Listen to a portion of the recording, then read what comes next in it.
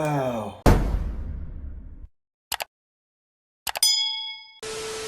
Fort Worth fam, what's going on? It's Fort Worth Fabian, BigBossFabo. I am back with part 8 of 8. We finally made it to the end. Part 8 of 8 of the Queen Days of Our Lives documentary, man. This is about the last 12 minutes or so. Obviously, we're picking up at the part where we're finding out, Freddie's obviously struggling with this illness, but he's fighting through. He's keeping the faith. He's putting his best foot forward. I'm not going to talk too much. I just want to hop straight into this. Be sure to like, comment, subscribe, hit the notification bell. Follow me on Instagram and Twitter at Fort Worth Fabian, man. It's the road to 50,000 subscribers. I appreciate all the love too, guys. Let's get it. I did too many movements. I think so too. But I just wanted to see. No, I know. I'm just putting my I still love you. I just want to see this. It doesn't look. crying. It doesn't look. I think it should be wasted. Do you know what I mean? I want a little bit of shape. I'll tighten it. Yeah. I like this shape now. Those days are all gone now, but one thing's still true.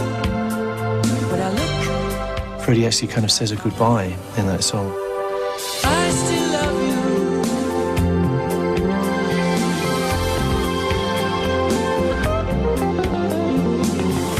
I still love you.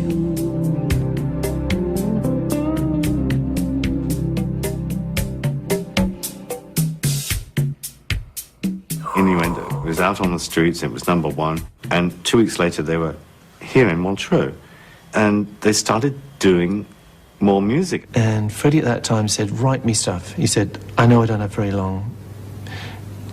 Keep writing me words, keep giving me things. I will sing, and then you can do what you like with it afterwards, finish it off.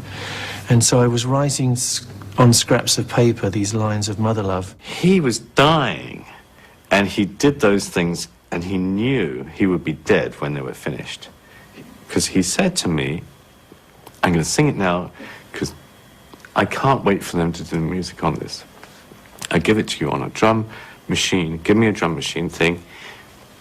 They'll finish it off. I don't want to make no waves, but you can give me all the love that I. Every time I gave him another line, he would sing it again, and sing it again. So we had 3 takes for every line, and that was it. I long for peace before I die. Mother Love, I think, was the last one. There's an exceptional, spine-chilling note in the middle. It's a fantastic bit of singing. Out in the city, in the cold world outside, I don't want pity, just a safe place to hide. Mama, please, let me back inside. It's absolutely spine-chilling.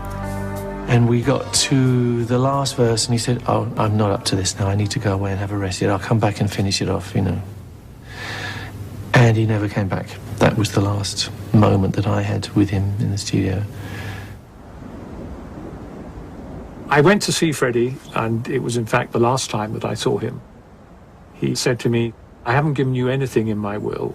You're my executor. You can do anything with my legacy. You can do anything with my music, but never make me boring. The last time I saw Freddie was Anita and I went round to see him, and he was in bed with the curtains open so he could see out into his garden. And I think I was talking about things that were in his garden, saying, oh, look, that's really interesting, that's brilliant. And he said, guys, you don't need to feel like you need to make conversation. He said, I'm just so happy that you're here, so even if we say nothing, it's just having these moments. The worst thing was I was actually on my way to see him, and I was about 300 yards away when Peter Freestone rang me to tell me don't bother coming because he's gone.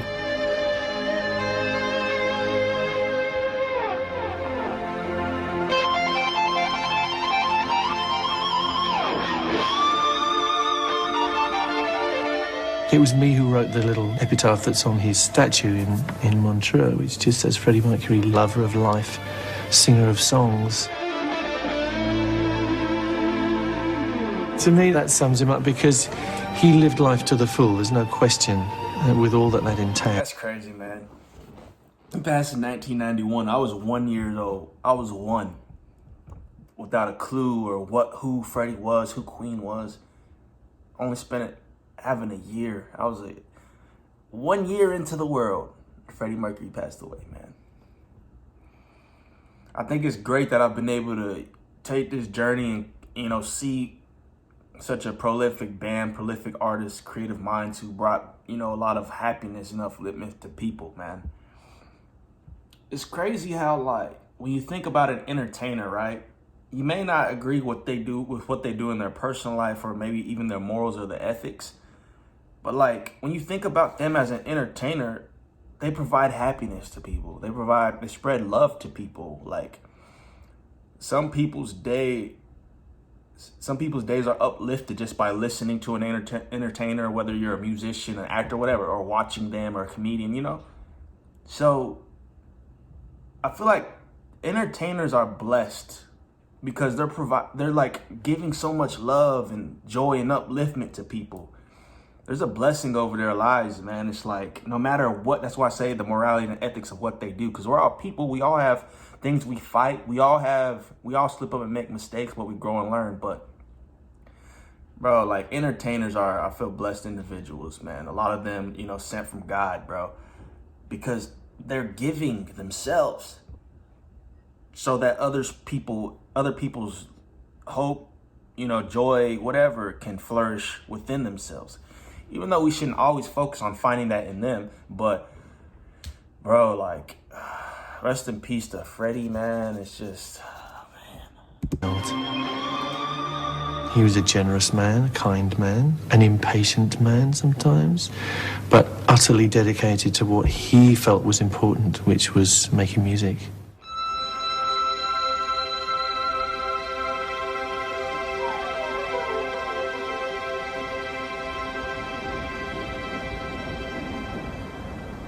We made the announcement that we were going to do a tribute concert to him when we felt that we could, to send him out in the style which he deserved. We hope that a lot of you will be able to join us on April the 20th at Wembley Stadium for a celebration of Freddie's life and career. You're all welcome. Please join us. So we drew up a list of people that we'd like to be on the show. Roger got the ball rolling. Roger got up one morning and said, look, we're doing this, right? And made a few phone calls. And Brian said, well, if you can get that lot, I'll come.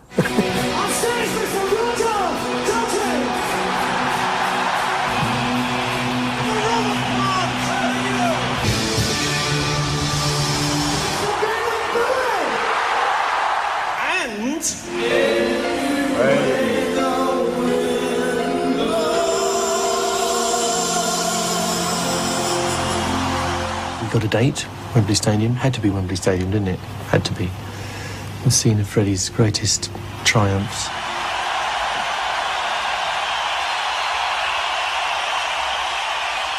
A lot of amazing things happened. And I'd like to offer something in a very simple fashion. David Bowie spontaneously went into the Lord's Prayer, which was a surprise to us all. Thine is the kingdom, the power, and the glory. Forever and ever. Amen. God bless King. God bless you. Want to hear every single person? See every single pair of hands. 3, 4, 5. Somebody to love. Somebody to love.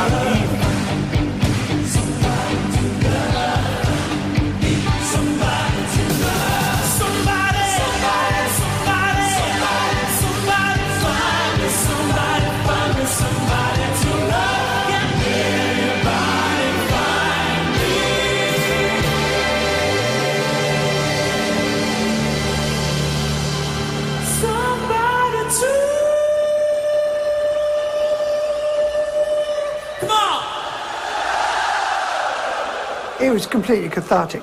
It was like working out a bit of grief in a way.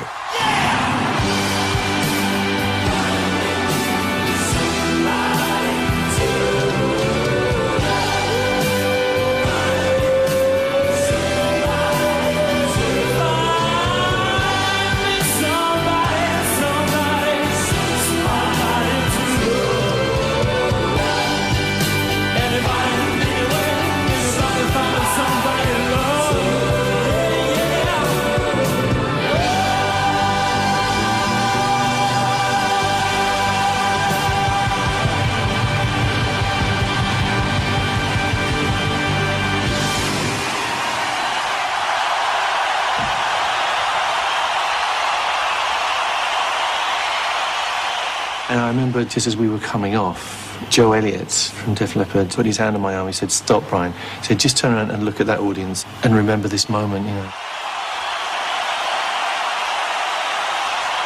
Nothing like this will ever happen again."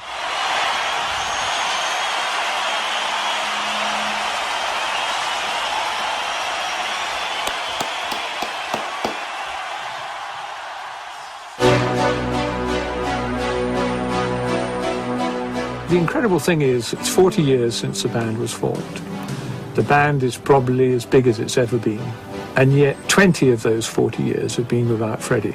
We don't have John either, because John's chosen to be in a very different place. So for Roger and I, there is always that searching.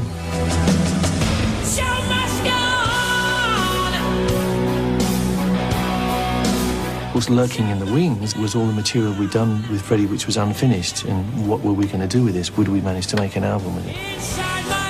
Made in Heaven was obviously different. It was very weird working with Freddie's voice coming out of the speakers.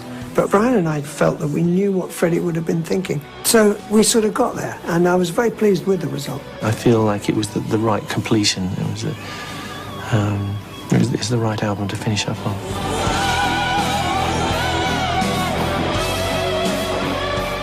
Once you've passed your initiation into being a rock star, it never leaves you.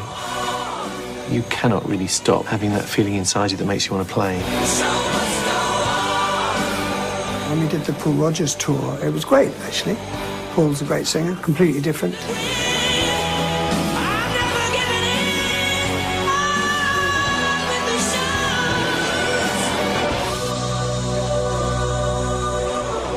It constantly amazes me to think that we were lucky enough to be in a great band, to have a great band together, and that actually people still like the music, you know. Queen is such a stimulating, creative environment. There is really nothing quite that could live up to that.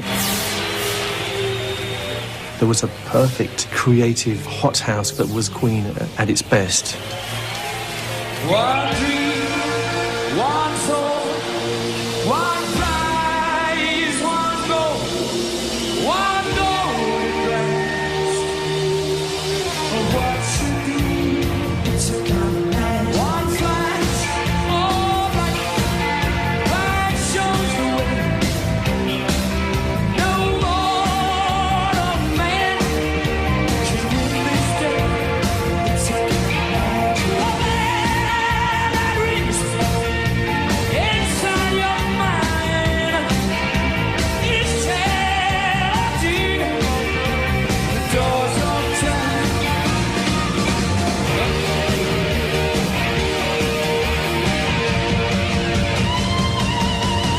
These rays, they last 1,000 years.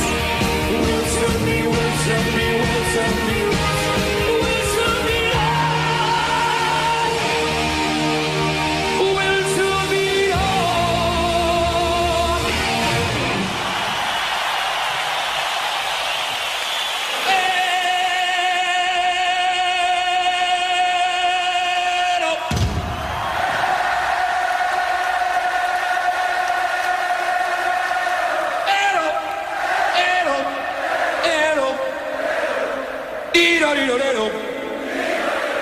Fuck you.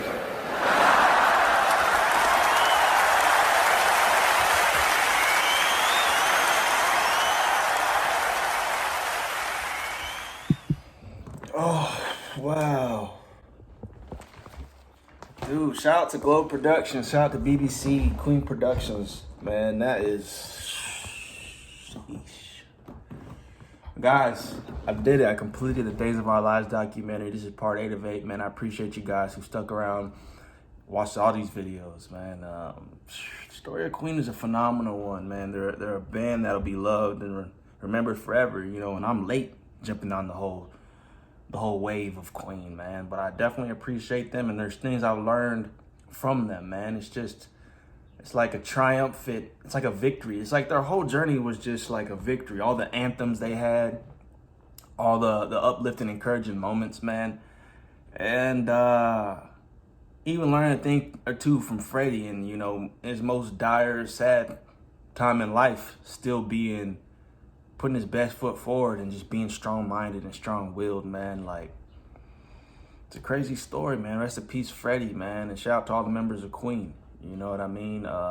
Like, comment, subscribe, hit the notification bell. Follow me on Instagram and Twitter, Fort Worth Fabian. We're on the road to 50,000 subscribers, man. This was dope. This is everything I could ever even imagined or, you know, expected, man.